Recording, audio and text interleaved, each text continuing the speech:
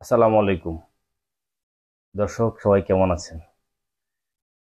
অনেক সময় আমরা অনেক রুগীদের ঘাড়ের এখানে এমন ফুলা, ব্যথা, হা করতে পারে না এমন বড় বড় ফুলা জিনিস নিয়ে আসতে দেখি, বা অনেক সময় রুগীরা এই জিনিসটার সাথে অনেক সময় হিস্ট্রি দেন যে এই ফুলার পাশাপাশি তার দাঁতের সমস্যা ছিল, কিছুদিন আগে দাঁত ব্যথা ছিল বা দাঁত পড়ে গিয়েছে বা অথবা দাঁতে কোনো ইনফেকশন হয়েছে, এই ধরনের হিস্ট্রি দেন এবং তার কিছুদিন পরে এদিক দিয়ে ফুলে যাওয়া বা এই পাশ দিয়ে ফুলে যাওয়া, সাবমেন্ডিবুলার বা থুতার নিচে অনেক সময় এদিক দিয়েও ফুলে যায়। এই ধরনের ফুলে যাওয়া এবং ব্যথা হওয়া, দাঁত ব্যথার পাশাপাশি বা দাঁত ব্যথার পরে এই ধরনের ফুলে যাওয়া কে আমরা লার্ডউইক্স অ্যাঞ্জাইনা বলে থাকি, বা বেসিক্যালি জিহ্বার নিচে এই অংশটার মধ্যে পুজ হয়, পুজ হয়ে জায়গাটা ফুলে যায়, যেটাকে আমরা লার্ডউইক্স অ্যাঞ্জাইনা বা অ্যাবসেস, বা যদি চামড়ার মধ্যে হয় এটাকে আমরা ফুরা বলি।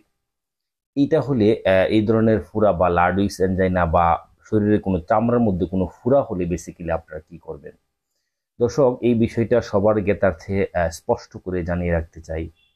যদি কারো শরীরে কখনো কোনো ফুরা হয়, সেটা শরীরের যে অংশেই হোক, যদি চোখে বা অন্য কোথাও না হয়, যদি কোনো ফোড়া হয় এবং সেটা দেখা যাচ্ছে ফুলে পেকে আছে এবং সাদা হয়ে যাচ্ছে এবং এটা উঁচু হয়ে পিরামিডের মতো বা লম্বা হয়ে আছে, এমন কোনো কন্ডিশন যদি হয়, কোনোভাবেই ভয়ের জন্য বা চিকিৎসকের অনুমতি ব্যতীত অথবা চিকিৎসকের উপদেশ বা অনুরোধকে অগ্রাহ্য করে আপনারা এই ফোড়া ভালো করার জন্য কোনোভাবেই ওষুধ খাবেন না। বডির বা শরীরের যে কোথাও কোনো ফোড়া হলে এটার প্রথম চিকিৎসা হচ্ছে অপারেশন করে পুঁজটাকে বের করে দেওয়া।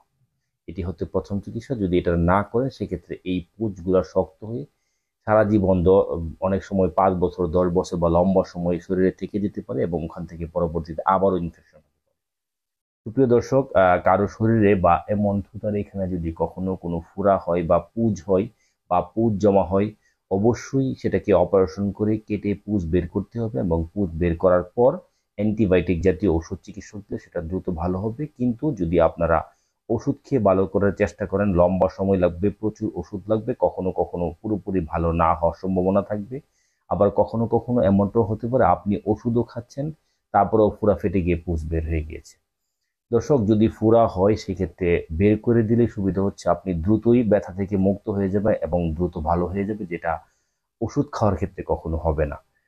দর্শক, এই ধরনের অসুখ বা ফোড়ার ক্ষেত্রে অবশ্যই চিকিৎসকের পরামর্শ নেবেন এবং নিজেরা কখনো গুতাগুতি কাঠি দিয়ে ঠুকরানো বা ছিদ্র করার চেষ্টা করবেন না। সেক্ষেত্রে হিতের বিপরীত হয়ে ফোড়াটা আরো বড় হয়ে যেতে পারে এবং ইনফেকশন রক্তে ছড়িয়ে যেতে পারে।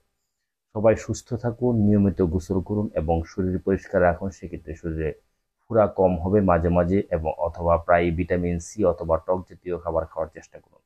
সবাই ভালো থাকুন, ধন্যবাদ।